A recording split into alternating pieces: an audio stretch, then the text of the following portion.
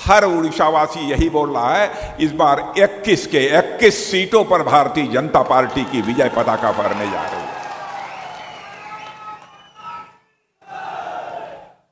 मेरे बहनों भाइयों, आपके सांसद के प्रत्याशी को बोलते हुए मैंने सुना है,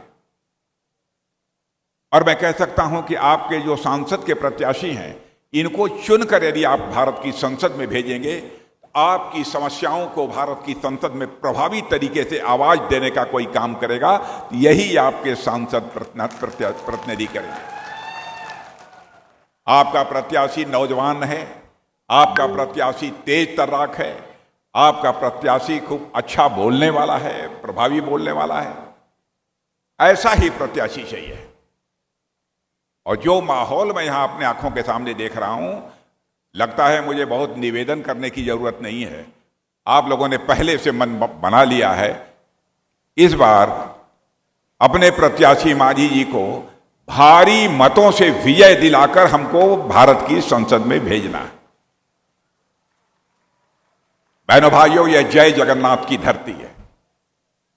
जय जगन्नाथ के प्रति आस्था केवल भारत की सीमा में रहने वाले लोगों की ही नहीं है,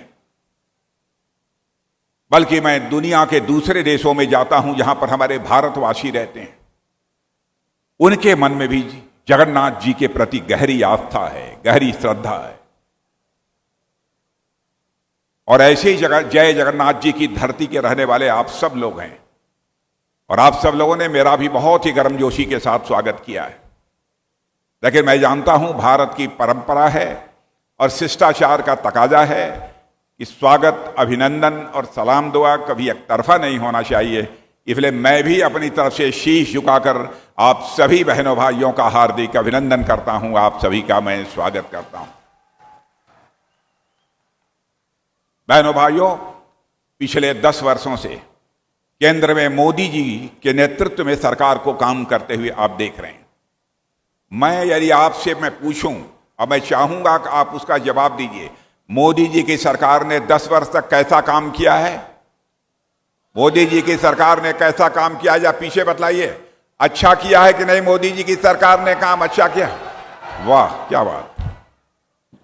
देखिए, यहां पर आजाद भारत में लंबे समय से लोगों ने कांग्रेस की सरकार देखी है।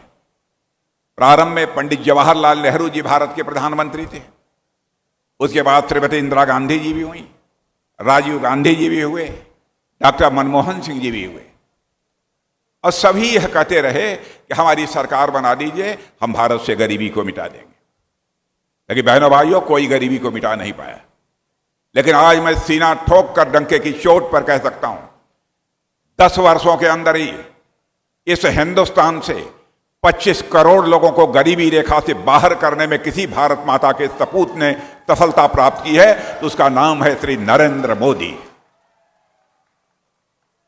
और जानते हैं, दुनिया के बड़े बड़े अर्थशास्त्री अब यह दावा कर रहे हैं, यदि मोदी जी आगे भी प्रधानमंत्री के रूप में काम करते रहे, आगामी 10-15 वर्षों में इस हिंदुस्तान से गरीबी का पूरी तरह से सफाया हो जाए।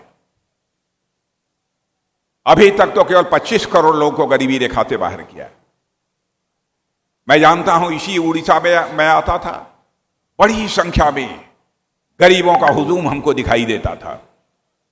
लेकिन अब मैं देख रहा हूं, पहले की अपेक्षा उड़ीसा कुछ मुझे बदला बदला सा नजर आता है।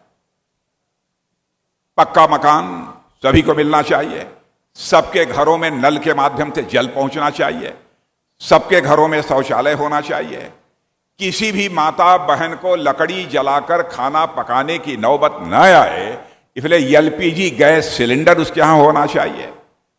यह सब सारी सुविधा आजाद भारत के इतिहास में पहली बार किसी ने मुहैया कराई है तो हमारे प्रधानमंत्री नरेंद्र मोदी जी ने मुहैया कराई है। और मेरे माताओं बहनों भाइयों, सुन लेना, जिनको आज तक बीजेडी सरकार के कारण यह सुविधा नहीं मिल पाई है, इस बार चूंकि आप यहां पर बीजेपी की, भारतीय जनता पार्टी की सरकार बनाने जा रहे हैं, अगले 5 वर्ष में सबको हम यह सुविधा मुहैया कराएंगे, आपको मैं पूरा विश्वास दिलाता हूं।